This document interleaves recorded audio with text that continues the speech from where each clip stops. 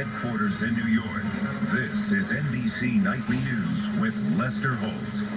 Good evening. Interesting questions have surfaced about the source of the intelligence that landed in President Trump's lap last week that he quickly sees as partial vindication of his unproven wiretap claims. It was House Intelligence Committee Chairman Devin Nunes who told the president that legal surveillance may have incidentally captured communications involving Trump staffers. But where did he get the information? The congressman's whereabouts the day before he dropped that bombshell are now fueling suspicions among Democrats. NBC's Kelly Jackson was looking into it. Tonight, a new plot twist in the surveillance saga consuming Congress and the White House. If this was you turn it off because I wouldn't do that. The bombshell coming from Congressman Devin Nunes. He's the Republican head of the House Intelligence Committee who first revealed U.S. spies may have scooped up communications involving the Trump transition team. It's called incidental coincidence. Nunes has specifically said there's no evidence to back the president's claim Trump Tower was wiretapped by President Obama. President Trump said he felt vindicated anyway. I somewhat do. I must tell you, I somewhat do. I very much appreciated the fact that they found what they found. Turns out, one day before he briefed the president, Nunes was on White House grounds reviewing that secret information from his secret source. The Congress has not been given this information, these documents. There's no way for the folks that I've been working with to bring this forward to light. There was no way I could view that because they couldn't get it to the House Intelligence Committee. Nunes looked at those intelligence reports, not in the West Wing, but in a special secure room at a building a few hundred feet away. You can't just walk onto the White House grounds under the cover of darkness, go into a secret room and log onto a computer unless somebody on the White House staff allows you to do that. Nunes says his source is not a White House staffer, but a member of the intelligence community. The administration's not worried about any inappropriate leak, despite for weeks railing against other leaks to reporters. It's okay, but other leaks are not. I think there's a difference between a leak and someone pursuing a review of the situation. Someone who is cleared to share classified information with somebody else cleared is not a leak.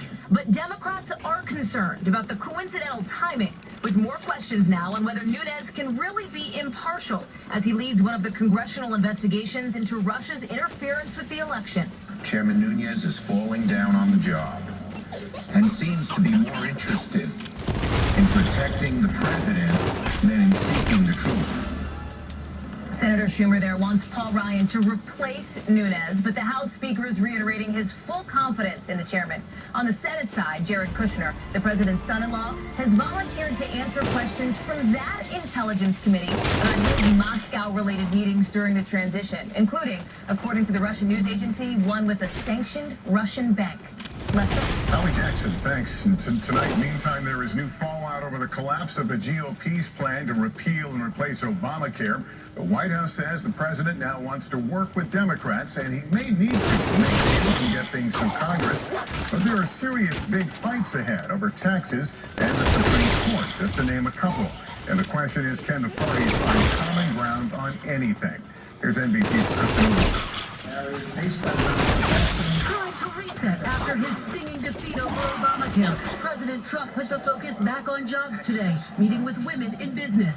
But behind the scenes, now urgency for a win. The target now, tax reform, an already daunting task made more difficult after members of his own party, the Conservative Freedom Caucus, defied the president refusing to back his health care bill. The president still believes he can work with the Freedom Caucus with future pieces of legislation. I think it's going to depend on what legislation. Not necessarily. It is that balance. No, I think as he mentioned, he learned a lot through this process about loyalty. Now the president signaling help to Democrats, but after months of personal insults and finger pointing. I think the losers are Nancy Pelosi and Chuck Schumer. I noticed that Chuck Schumer yesterday with fake tears. What incentive do Democrats have to work with him? The one thing that the Trump White House can do to attract Democrats is to offer them something that they genuinely want. There are some basic things that you can do to strengthen Obamacare, genuine investments in infrastructure. Ready to pull the plug on health care reform yet. The president saying he'll revisit the issue when Obamacare explodes. Independent fact checker Supporters argue that's overstated, but acknowledge the plan could see some real problems next year. The many health insurers because they are pulling out due to lost revenue, giving consumers fewer options and driving up the prices of premiums. How we doing? At this healthcare clinic in Western Ohio that sees more than 1,700 patients per month, they're worried about the future of Obamacare and the issues surrounding all of it. I'm disappointed with the whole process. I don't know that it's just any one person. I think it's a whole process. I have sleepless nights worried about how we're going to take care of the people that rely on us. House Speaker Paul Ryan met with the president today to discuss the way forward, but further complicating the Republican agenda, the president is dealing with a new low. His approval rating has dropped to 36% in the latest Gallup poll. For context, Lester, the three previous presidents have had approval ratings above 50%. Lester. Kristen Welker at the White House. Thanks. Turning overseas to the escalating fight against ISIS, NBC News has learned that the U.S. is deploying some 275 more soldiers to northern Iraq, according to two military officials, to bolster U.S. support for Iraqi forces pushing to retake Mosul. Right now, the Secretary of Defense is responding to claims that U.S. strikes in Mosul led to one of the biggest civilian casualty events since the fall of Saddam Hussein. NBC's Hans Nichols has details. With the battle to retake Mosul ramping up, Pentagon officials today on defense, assessing whether U.S. airstrikes may have killed more than 100 civilians in the heavily populated western part of the city. Defense Secretary Jim Mattis responding for the first time. We go out of our way to always do everything possible to reduce the loss of life or injury among innocent people. The same cannot be said for our adversaries. The Pentagon reviewing roughly 700 video feeds of airstrikes hitting Mosul over the past 10 days. The investigation is one of more than 30 separate inquiries into allegations of multiple civilian casualties. Human rights groups reporting a clear increase in civilian deaths under the Trump administration. In the month of March, we reported over 1,000 civilian casualty allegations in both Iraq and Syria that are tied to coalition activities. In some cases, in fact, in a lot of cases, you can't tell exactly who was responsible. Defense officials insisting that rules of engagement have not been changed under President Trump.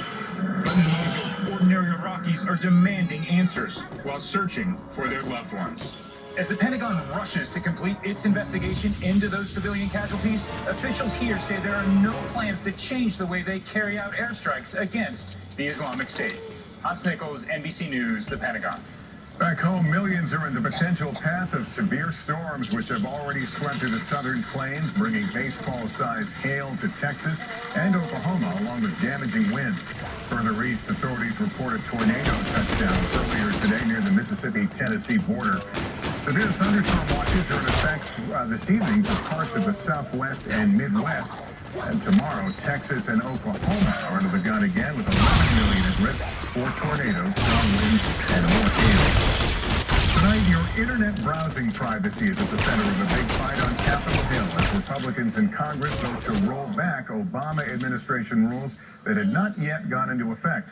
Privacy advocates say the GOP's plan could mean your family